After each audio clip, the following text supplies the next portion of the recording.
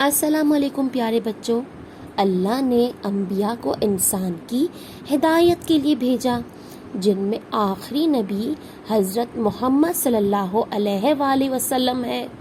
چلے آج ہم ہمارے آخری نبی کے بارے میں کچھ جانتے ہیں۔ ہمارے نبی مدینہ منورہ میں پیدا ہوئے۔ ان کے والد کا نام حضرت عبداللہ اور والدہ کا نام حضرت آمنہ تھا۔ پیارے نبی سب پر بہت مہربان تھے، خاص طور پر بچوں سے بے حد پیار کرتے تھے۔ آپ کی زندگی ہمیشہ سادہ گزر ہوتی اور آپ امانت کی حفاظت کرتے تھے، اس لیے لوگ آپ کو امین کہتے تھے اور ہمیشہ سچ بولتے تھے، اس لیے آپ کو لوگ صادق کے نام سے پکارتے تھے۔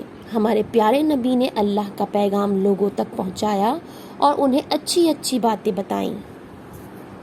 ہمیں بھی چاہیے کہ ہم رسول کی بتائی ہوئی باتوں پر عمل کریں تاکہ اچھے انسان بن جائیں۔